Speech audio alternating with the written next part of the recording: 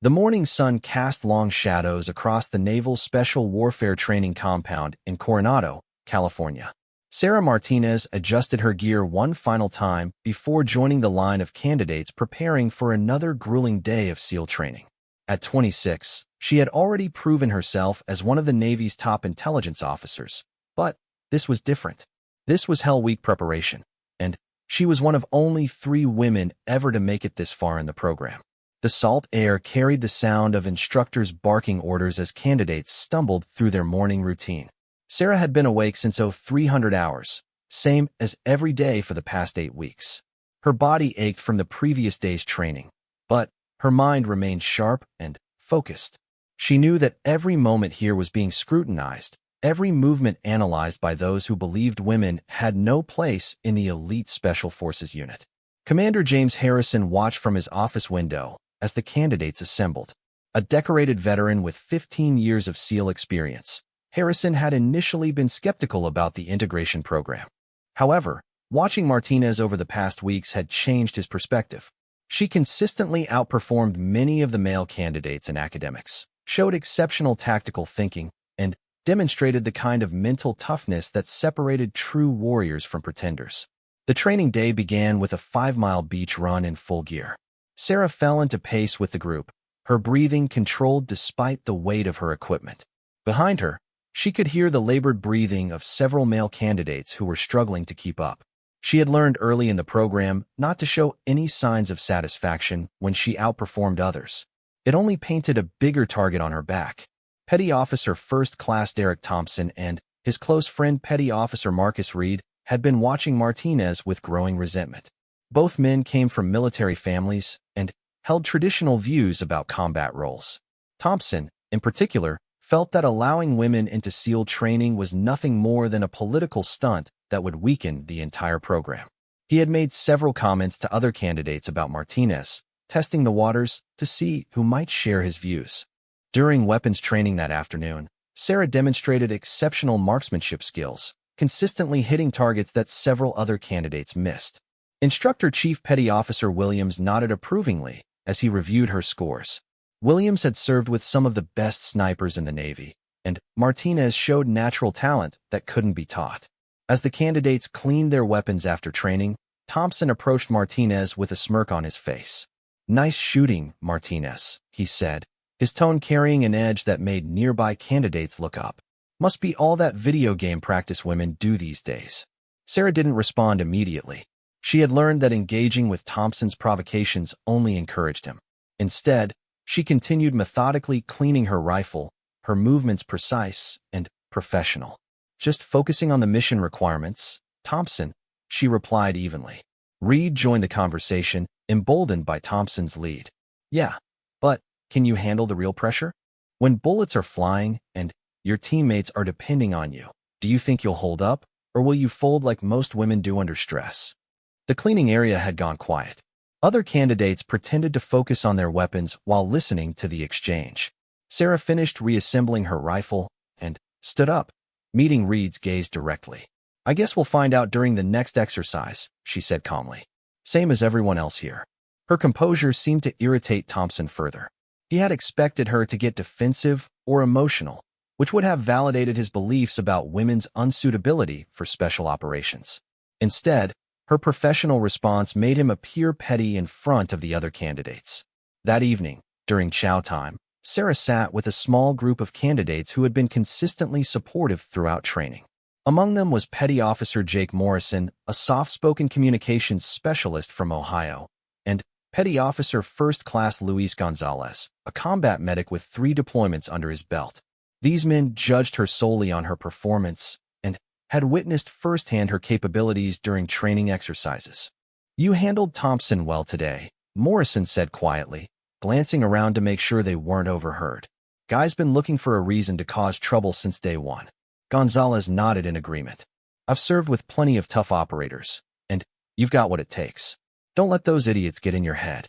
Sarah appreciated the support, but she knew that the real test was yet to come. Hell Week was approaching, and that's when the true nature of every candidate would be revealed. 5.5 days of continuous training with minimal sleep and maximum stress. It was designed to break people, to separate those with unbreakable will from those who merely thought they were tough. Commander Harrison had been monitoring the dynamics between candidates closely. His instructors reported everything to him, including the subtle harassment that Martinez faced. He had seen this before when the military began integrating other previously male-only units. There were always those who couldn't adapt to change and who viewed any modification to tradition as a personal attack. What concerned Harrison most was not the overt challenges Martinez faced, but the potential for the situation to escalate. Thompson and Reed had been testing boundaries, seeing how far they could push without crossing obvious lines. Harrison had served long enough to recognize the warning signs of more serious problems developing. During a late-night briefing with his senior instructors, Harrison addressed his concerns directly. "I want extra eyes on the Martinez situation," he told Chief Williams and the other senior staff. "Thompson and Reed are creating a hostile environment, and I won't tolerate it affecting training or potentially putting anyone at risk." Chief Williams, who had been thinking along the same lines, nodded grimly. "Roger that, sir. I've been watching the dynamic develop.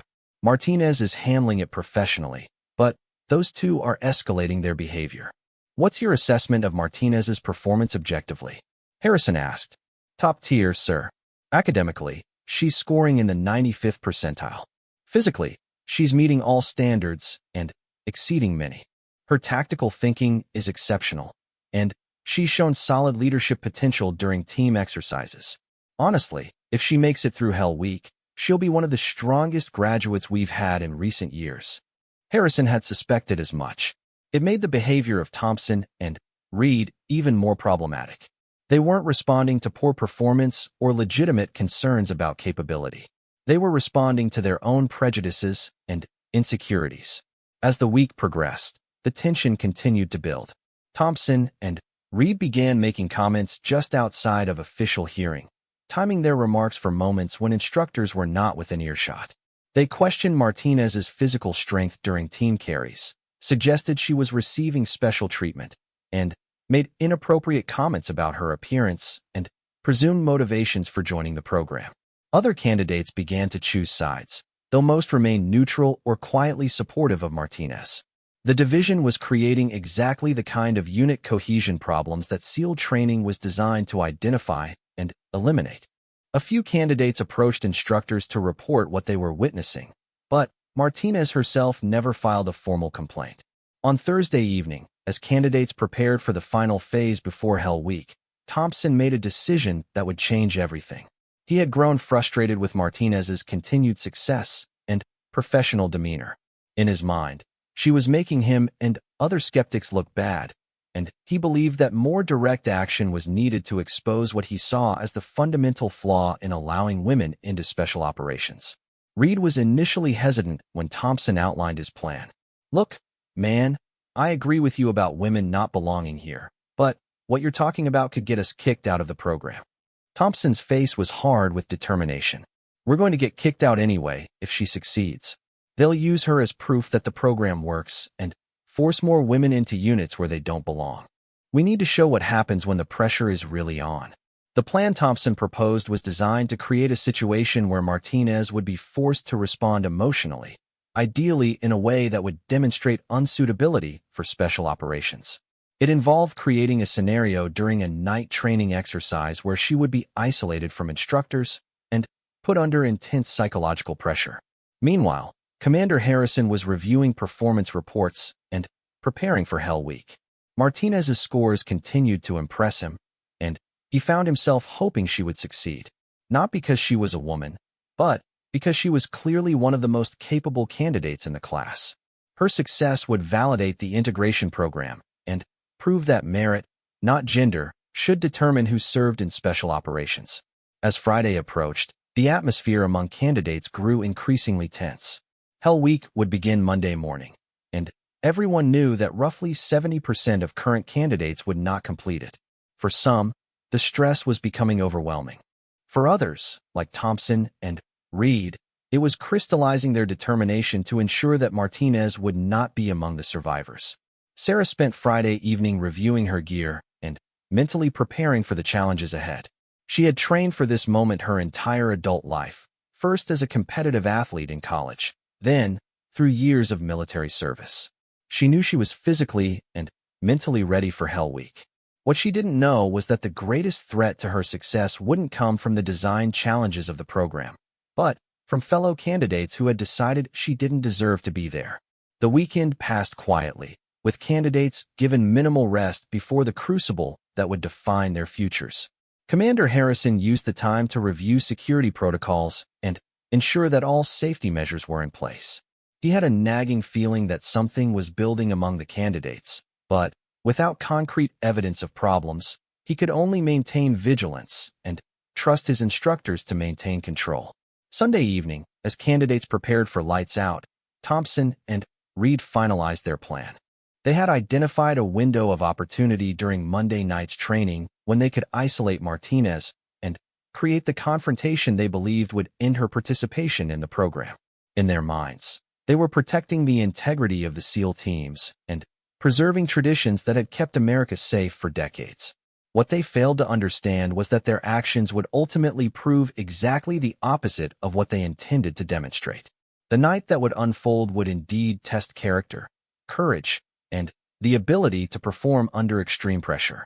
But the candidates who would fail that test would not be the one they expected. Hell Week began at 0500 hours Monday morning with the sound of automatic weapons fire, explosions, and instructors screaming orders through bullhorns. Candidates were roused from their brief sleep by the chaos of simulated combat as smoke filled their barracks. This was Breakout, the traditional beginning of the most grueling test in American military training. Sarah rolled out of her bunk and immediately began following the practice drill. Around her, other candidates scrambled to dress and grabbed their gear as instructors continued the psychological assault designed to create maximum confusion and stress. She had visualized this moment countless times, and her muscle memory took over as her mind remained calm and focused. Get on the beach. Move, move, move. Chief Williams bellowed as candidates stumbled toward the exit. The next 5.5 days would involve continuous training with maybe 4 hours of sleep total, constant physical challenges, and psychological pressure designed to break all but the most determined individuals. Thompson and Reed found themselves running alongside Martinez during the initial beach run, both men breathing heavily while she maintained steady form despite carrying the same equipment load. The sight of her apparent ease only reinforced Thompson's determination to implement their plan. He had convinced himself that she was somehow receiving hidden assistance or that the standards were being modified to ensure her success.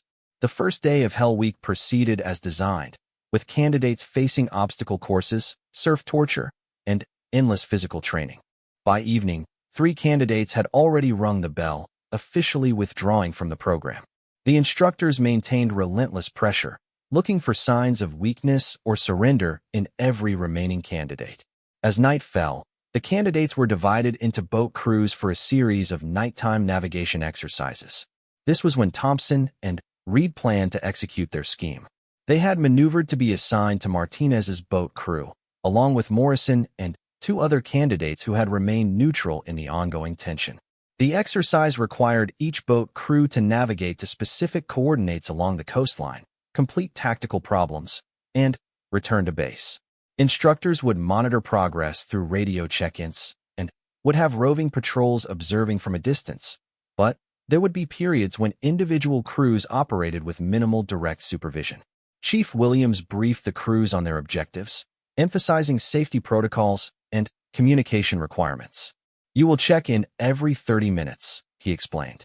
Any crew that misses a check-in will have instructors dispatched to their location immediately. This is live training with real hazards. Look out for each other. Martinez's crew launched their inflatable boat into the surf as darkness settled over the Pacific. The water was cold and rough, with waves that soaked the candidates as they fought to maintain course toward their first objective. Sarah took position as the crew's navigator, using compass and GPS to guide them through the challenging conditions. Nice work on the navigation, Morrison called out over the sound of waves and wind.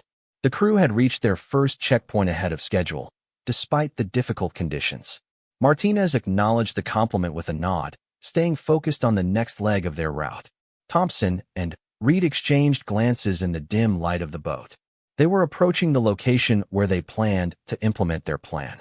According to their timeline, they would be at the most isolated point of the exercise route within the next 20 minutes. The area they had selected was known for its dangerous surf and rocky coastline, where an accident might occur that would test Martinez's response under extreme pressure. As they approached the predetermined location, Thompson made his move. "Martinez, you need to check our position," he said, his voice carrying an edge of command authority that he didn't actually possess. "I think you've been reading the GPS wrong. We're off course."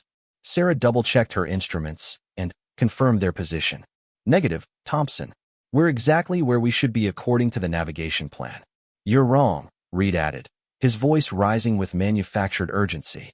"We need to correct course now, or we're going to miss our checkpoint window." The disagreement was designed to create confusion and force Martinez into a leadership challenge that Thompson and Reed intended to escalate.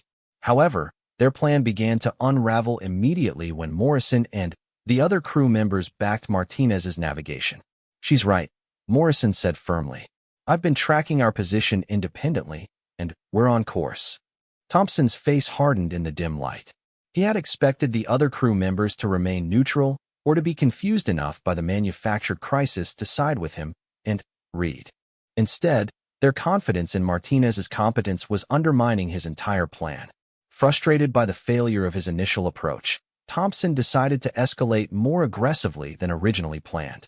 As the crew navigated around a rocky outcropping that created natural cover from instructor observation, he suddenly grabbed Martinez's arm as she adjusted their heading.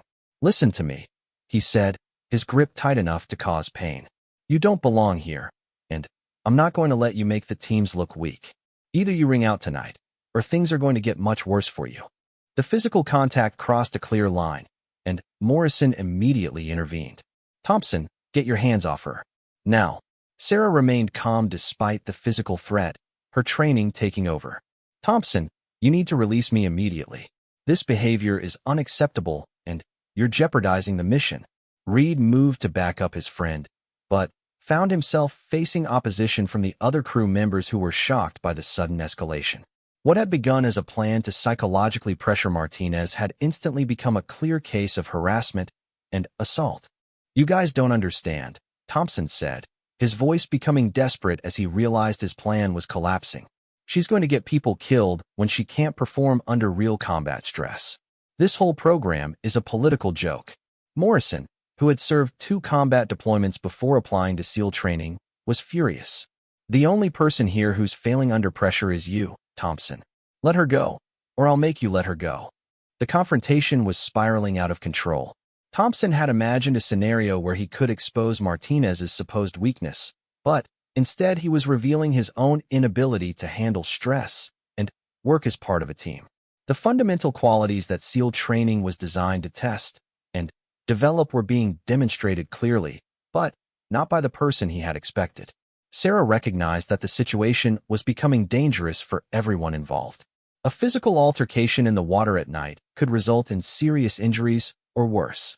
She also understood that her response to this crisis would define not just her own future in the program, but potentially the future of integration efforts. "Thompson, I understand you have concerns about the program," she said, her voice steady and professional despite the continuing physical restraint.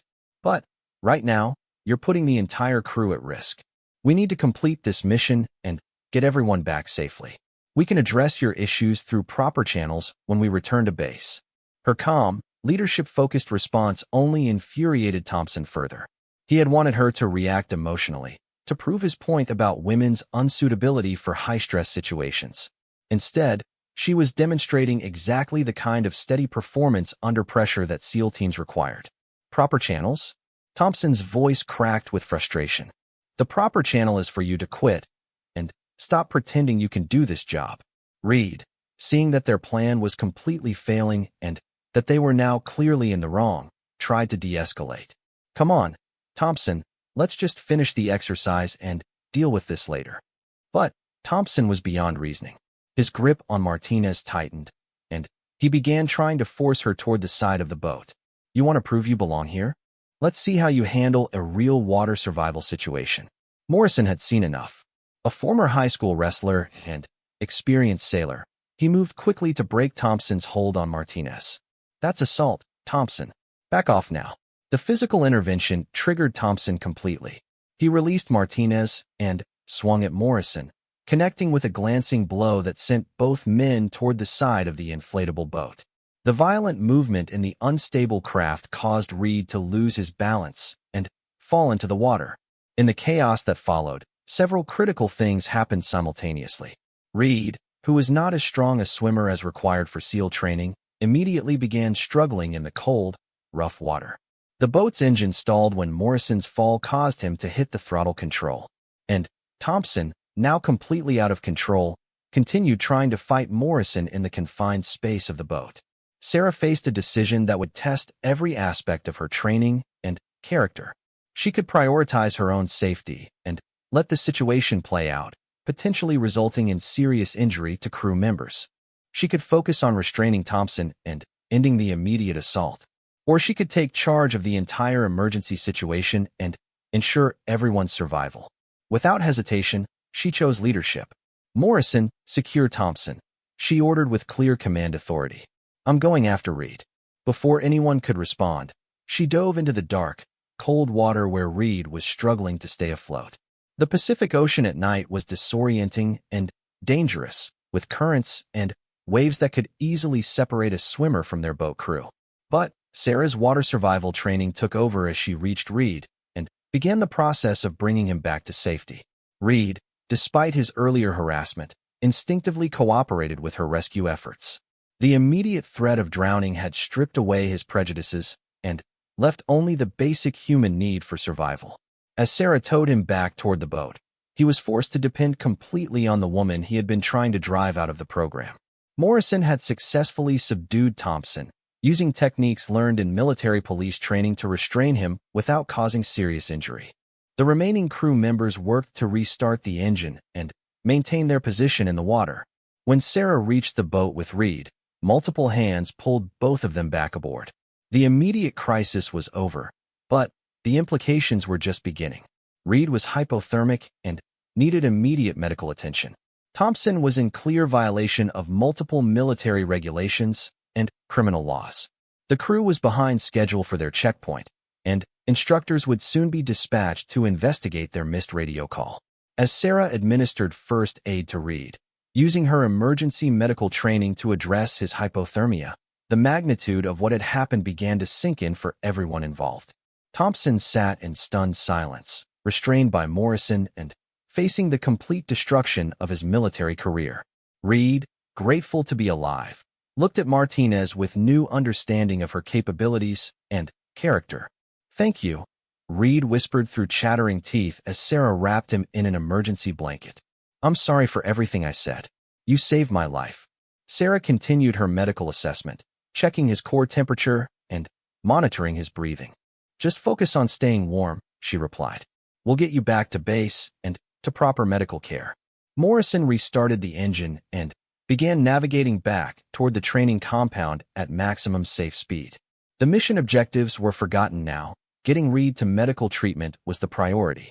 As they traveled, Sarah maintained radio contact with the base, providing clear and detailed reports on Reed's condition and the crew's estimated time of arrival. Commander Harrison received the initial reports while monitoring the exercise from the operations center. The basic facts were clear.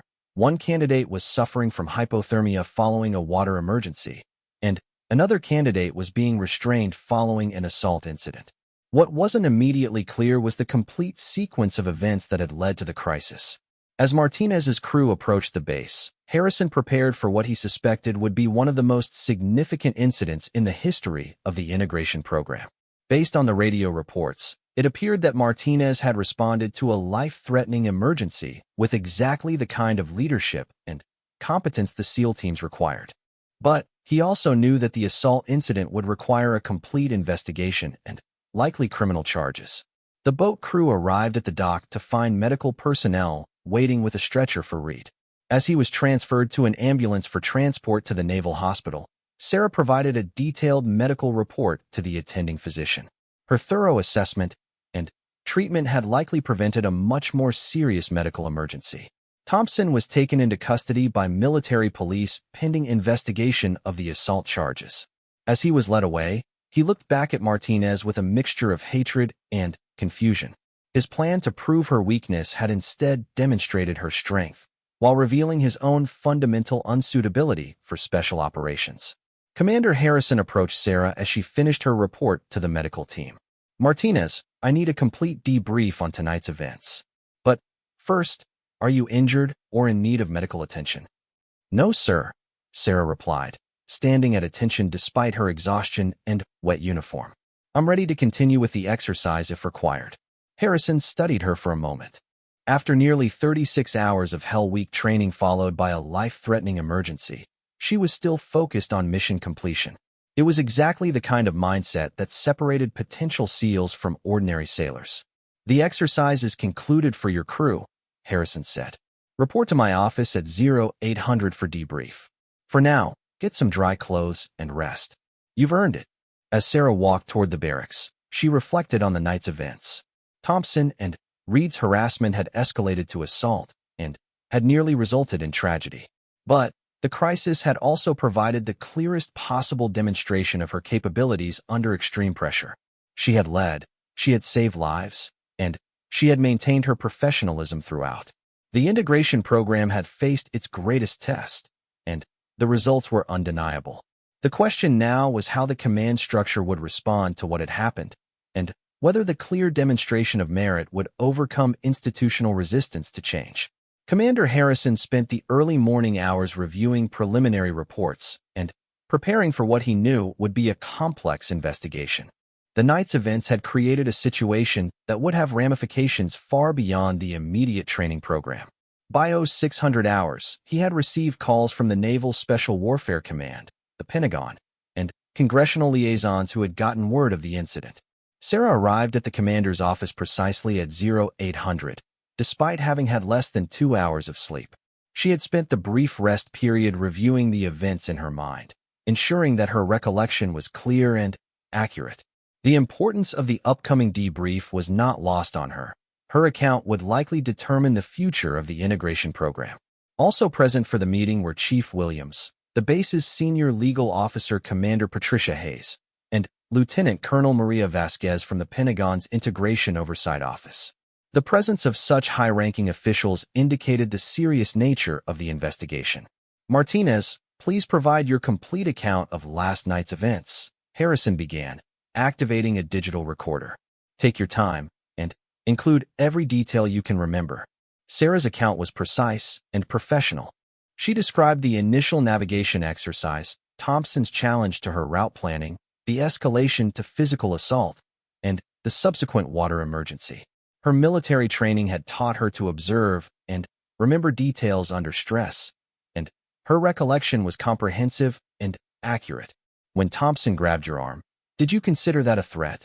Commander Hayes asked. "Yes, ma'am. The physical contact was unwanted and accompanied by threats. However, my primary concern was maintaining crew safety and completing the mission." Lieutenant Colonel Vasquez leaned forward. "Walk us through your decision-making process when Reed fell into the water." Sarah paused, organizing her thoughts. "I assessed 3 priorities: stopping the immediate assault, ensuring Reed's survival, and maintaining boat crew integrity. Morrison was effectively handling Thompson, but Reed was in immediate danger of drowning. As the crew member with the strongest swimming skills and water rescue training, I was the logical choice to attempt the rescue." Harrison nodded, making notes. "Did you consider your own safety in that decision?" "Yes, sir. But Reed's situation was life-threatening, and the risk to me was manageable given my training and capabilities." The questioning continued for over an hour, with the officers examining every aspect of the incident. Sarah's responses remained consistent and detailed throughout, painting a clear picture of assault followed by professional crisis response. When the debrief concluded, she was dismissed while the officers discussed their findings. "Her account matches Morrison's report exactly," Chief Williams observed. "And the medical team confirms that her treatment of Reed's hypothermia was textbook correct. Without her intervention, we could have had a fatality." Commander Hayes reviewed her legal notes. Thompson's actions constitute clear assault under both military and civilian law. Reed's case is more complex since he was primarily a victim of the situation Thompson created, but his earlier harassment contributes to the overall pattern. Lieutenant Colonel Vasquez had been taking extensive notes throughout the debrief. From the Pentagon's perspective, this incident represents both a crisis and an opportunity. Martinez's response validates every argument we've made about capability-based selection rather than gender-based exclusion. Meanwhile, Thompson sat in a holding cell at the base military police station, facing the reality that his naval career was over. The charges against him were serious: assault, conduct unbecoming, and endangering fellow service members. His lawyer had already explained that a court-martial was inevitable, and the evidence against him was overwhelming. Reed was recovering at the Naval Hospital, where doctors had confirmed that Martinez's immediate treatment had prevented serious complications from his hypothermia. As he lay in the hospital bed, he found himself replaying the events of the previous night.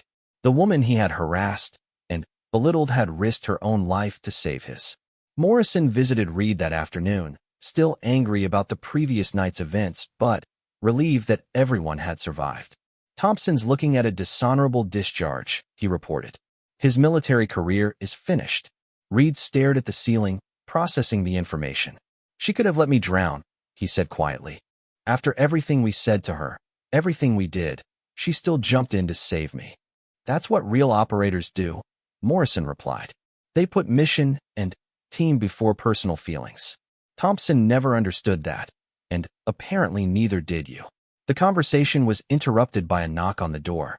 To Reed's surprise, Sarah entered the room carrying a small bag of items from the ship's store. "I brought you some magazines and snacks," she said simply. "Thought you might be bored." Reed struggled to find words. "Martinez, I need to apologize. For everything. The things I said, the way I treated you. You saved my life after I tried to drive you out of the program." Sarah pulled up a chair beside his bed. "Reed, we're all here because we want to serve our country at the highest level. Personal conflicts and prejudices can't get in the way of that mission. What matters now is that you recover and decide what kind of sailor you want to be going forward." Her response demonstrated the kind of leadership and character that SEAL training was designed to develop. Rather than holding grudges or seeking retribution, she was focused on unit cohesion and mission success. Reed recognized that he was witnessing the exact qualities that made someone suitable for special operations. Back at the training compound, word of the incident had spread throughout the candidate class. The official story was that Thompson had been removed for disciplinary reasons, and Reed was recovering from a training injury. But enough details had leaked to make the truth clear to most candidates. The incident had created a clear division among the remaining candidates. Those who had supported Martinez felt vindicated by her performance under pressure. Those who had been neutral or skeptical were forced to confront the evidence of her capabilities. The few who had shared Thompson's views found themselves isolated and facing uncomfortable questions about their own attitudes. Commander Harrison spent the afternoon in conference calls with higher command, briefing senior officers on the investigation findings and the implications for the integration program. The consensus was clear. Martinez's actions had provided unambiguous evidence that qualified women could perform at the level required for special operations. Admiral Rebecca Stone, the senior Pentagon official overseeing integration efforts, was particularly interested in the details.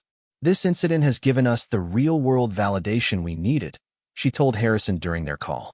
"Martinez didn't just meet standards. She exceeded them under the most challenging circumstances possible."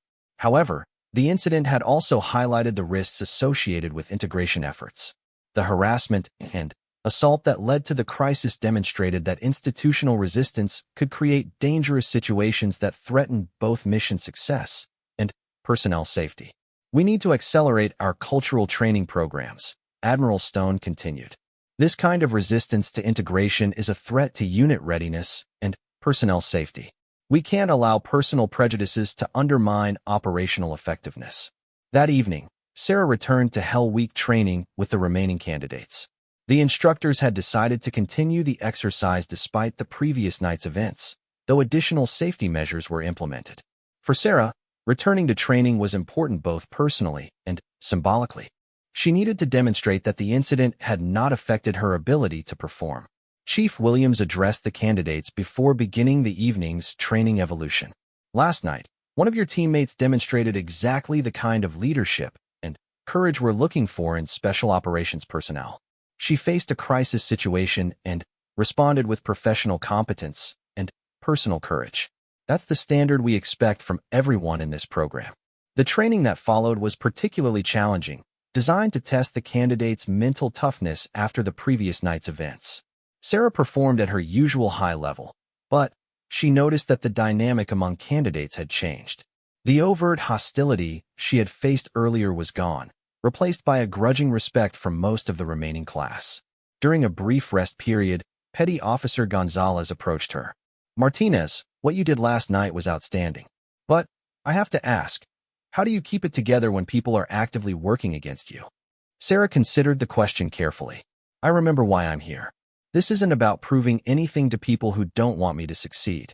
It's about earning the right to serve alongside the best operators in the world. Everything else is just noise." Her response captured the mindset that had carried her through months of preparation and weeks of Hell Week. Rather than being distracted by resistance or discrimination, she remained focused on the standards and requirements that would determine her success or failure. Meanwhile, Thompson's lawyer was advising him to accept a plea agreement that would result in dismissal from the service but avoid a public court-martial. The evidence against him was overwhelming, and a trial would only bring more attention to his actions. For Thompson, the reality was setting in that his attempt to protect what he saw as military tradition had destroyed his own military career. The irony was not lost on Commander Harrison. Thompson's actions, intended to demonstrate Martinez's unsuitability for special operations, had instead provided the clearest possible evidence of her qualifications. His assault had created exactly the kind of high-stress crisis that SEAL training was designed to simulate, and Martinez had responded with textbook professionalism and competence. As the week progressed, more candidates rang out of Hell Week, unable to handle the physical and psychological demands. Sarah continued to meet all requirements, demonstrating the consistency and reliability that special operations demanded. Her performance during the crisis had eliminated any remaining questions about her capability to handle stress. By Wednesday night, the candidate class had been reduced to fewer than 30% of its original size. Sarah was among the survivors, along with Morrison, Gonzalez, and a core group of candidates who had proven their mental and physical toughness. The incident with Thompson and Reed was becoming part of the class history, a defining moment that had clarified everyone's understanding of what special operations really required.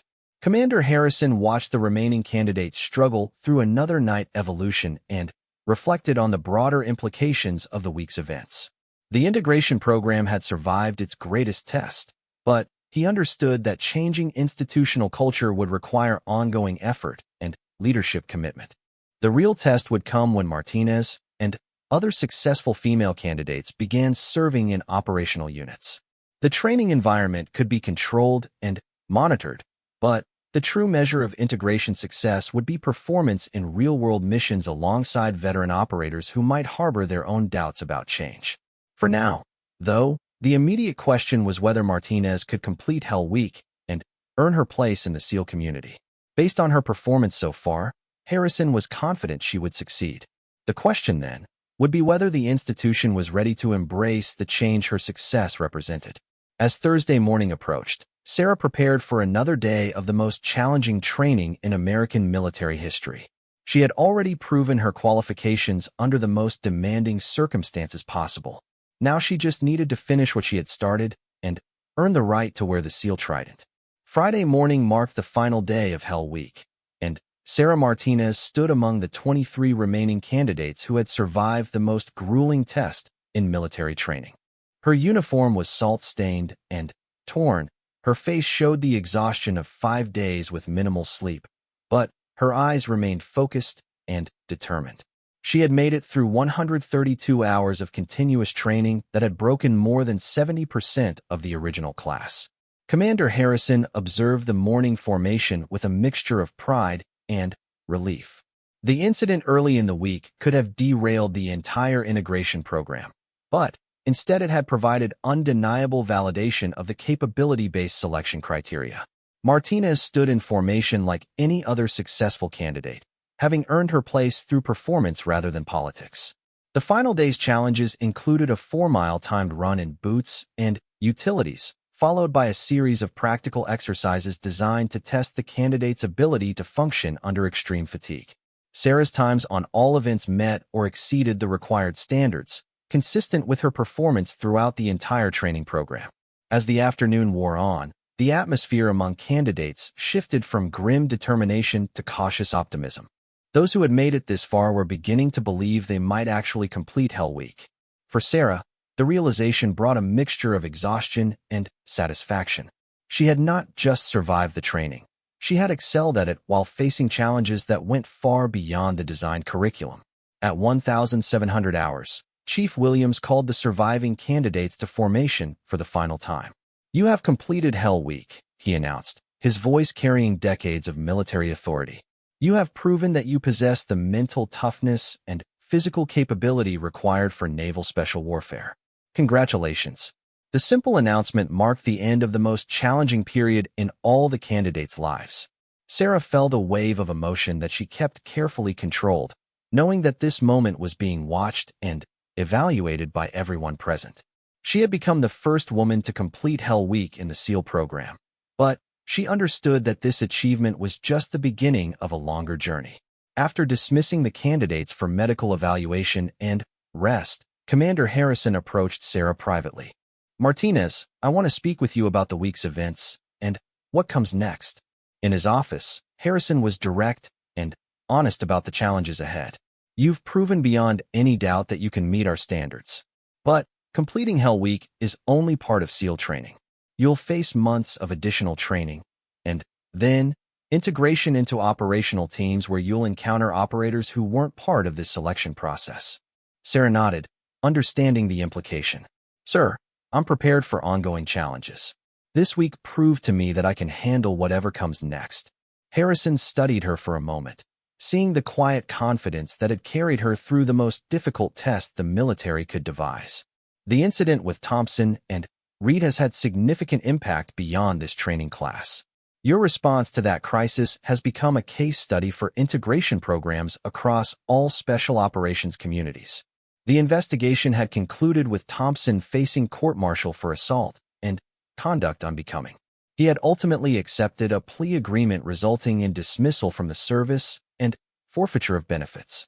Reed, after his recovery, had requested transfer to another training program, acknowledging that his attitudes and actions had made him unsuitable for special operations. "Reed actually submitted a written statement supporting your continuation in the program," Harrison continued. "He credited you with saving his life and acknowledged that his previous behavior was unprofessional and prejudiced." The statement had become part of the official record, providing additional documentation of the incident's impact on those involved. Reed's acknowledgement that his own prejudices had nearly cost him his life served as a powerful example of how institutional resistance to change could create dangerous situations. Morrison and Gonzalez had also submitted statements describing Martinez's performance during the crisis. Their accounts emphasized her leadership under pressure and her ability to prioritize mission success over personal considerations. These statements from fellow candidates who had witnessed her actions firsthand carried significant weight in the official evaluation. Over the following weeks, as the Hell Week survivors continued through the next phases of SEAL training, Sarah's presence began to feel normal rather than exceptional. Her consistent high performance had earned the respect of instructors and fellow candidates alike. The crisis during Hell Week had accelerated a process of acceptance that might otherwise have taken much longer. Lieutenant Colonel Vasquez returned to the Pentagon with a comprehensive report on the integration program's first major test.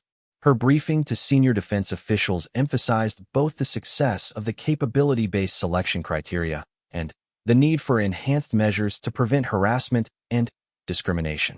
The Martinez incident proves that qualified women can not only meet special operations standards but can exceed them under the most challenging circumstances, Vasquez reported.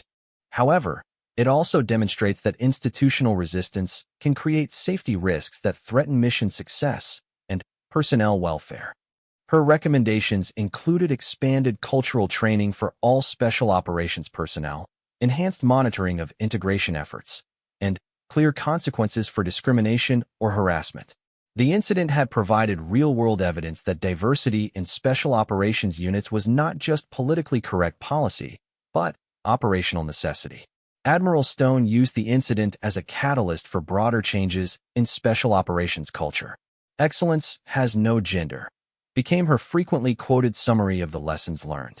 "Our job is to identify and develop the best operators, regardless of who they are or where they come from." The ripple effects extended throughout the military community. Other service branches accelerated their own integration programs, using Martinez's success as evidence that previous limitations had been based on assumptions rather than evidence. Defense contractors began developing equipment and facilities designed to support integrated special operations teams. Sarah herself remained focused on the immediate challenges of her training program. She successfully completed advanced SEAL training, demonstrating proficiency in advanced weapons systems, tactics, and specialized skills. Her instructors noted that she approached each challenge with the same methodical competence she had shown during Hell Week. The parachute training phase presented particular challenges due to equipment designed for male physiology, but modifications were developed that allowed her to meet all requirements safely. Her success in this phase provided valuable data for equipment manufacturers and training programs supporting future female special operations personnel. During the final phase of training, Sarah was assigned to work with experienced SEAL teams on training exercises. This integration with operational units represented the ultimate test of whether the program's success in training could translate to real-world effectiveness. Master Chief Petty Officer James Murphy, a 20-year veteran with multiple combat deployments, served as her mentor during this phase. Initially skeptical about the integration program, Murphy's perspective changed as he observed Martinez's performance firsthand. "She doesn't perform like a woman trying to prove she belongs," Murphy later reported. "She performs like an operator who knows she belongs. There's a difference, and it matters." His assessment captured the fundamental shift that had occurred. Rather than treating her inclusion as an experiment or exception, the teams had begun to evaluate her simply as another operator with specific skills and capabilities. 6 months after Hell Week, Sarah graduated from the complete SEAL training program and received her Naval Special Warfare qualification.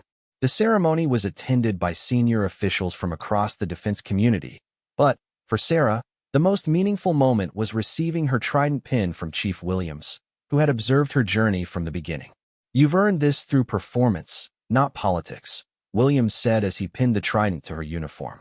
"Wear it with pride, and remember that you're representing all the operators who will follow in your path." The graduation marked not just Sarah's personal achievement, but a fundamental shift in American special operations capability. Future training classes would include women as a matter of course, and operational teams would be selected based on capability rather than gender. Commander Harrison, who had overseen the integration program from its beginning, reflected on the transformation he had witnessed. The incident during Hell Week had accelerated changes that might otherwise have taken years to implement. What began as an attempt to sabotage the program had instead provided its strongest validation. Thompson, meanwhile, had left military service and struggled to find civilian employment. The circumstances of his dismissal had made him unemployable in defense-related industries, and his actions had become a cautionary tale used in military leadership training. His attempt to preserve what he saw as tradition had instead accelerated the very changes he had opposed. Reed had successfully completed training in a different military specialty and had become an advocate for diversity and inclusion programs. His experience during Hell Week had fundamentally changed his perspective on military service and the importance of judging personnel based on performance rather than preconceptions. "I nearly died because of my own prejudices," he explained during diversity training sessions he now helped conduct. "Martinez saved my life despite my behavior toward her. That taught me more about military values than anything else in my career." Morrison and Gonzalez both successfully completed SEAL training and went on to distinguished careers in special operations. They frequently spoke about the Hell Week incident in leadership courses, emphasizing how crisis situations reveal true character and capability. The broader impact of Sarah's success extended far beyond the SEAL community. Military recruiting saw increased interest from qualified women seeking special operations careers. Defense policy experts pointed to the program as evidence that capability-based selection produced superior results compared to exclusionary practices. International military partners also took note of the American experience. Several allied nations began their own integration programs, using the lessons learned from the SEAL integration effort to inform their approaches. 1 year after her graduation, Sarah was serving with SEAL Team 3 on her first operational deployment. Her team leader, Lieutenant Commander David Chun, evaluated her performance as consistently outstanding. "Martinez is simply a superior operator," he reported. "Her technical skills, tactical thinking, and leadership abilities place her in the top tier of personnel I've worked with." The deployment involved counterterrorism operations in a challenging environment where precision, intelligence, and adaptability were essential. Sarah's performance validated every argument made in favor of capability-based selection for Special Operations Forces. Her presence on the team had also created unexpected operational advantages. In certain cultural contexts, having a female operator provided access and intelligence-gathering opportunities that would not have been available to all male teams. These tactical benefits had not been anticipated by integration program planners, but proved valuable in real-world operations. Commander Harrison, now promoted to captain and serving in the Pentagon, regularly briefed senior officials on the integration program's success. The data was clear. Teams that included qualified women performed as well or better than traditional all-male units, while also providing enhanced operational flexibility. The Martinez case study demonstrates that excellence in military service is determined by individual capability, not demographic characteristics. Harrison explained during one such briefing. "Our responsibility is to identify and develop the best possible operators, regardless of their background." The incident during Hell Week had become a foundational case study used in military academies and leadership schools. The contrast between Thompson's failure under pressure and Martinez's success provided clear examples of the leadership qualities required for special operations. Sarah herself had become a role model and mentor for other women entering special operations training. She regularly returned to the training compound to speak with new candidates, emphasizing the importance of focusing on standards and performance rather than external challenges. "Your gender doesn't make you stronger or weaker," she would tell new candidates. "Your training, preparation, and mental toughness determine your success. Everything else is just noise that you have to tune out." Her message resonated with candidates across all demographics, reinforcing the principle that military excellence was achieved through individual effort and capability rather than group identity.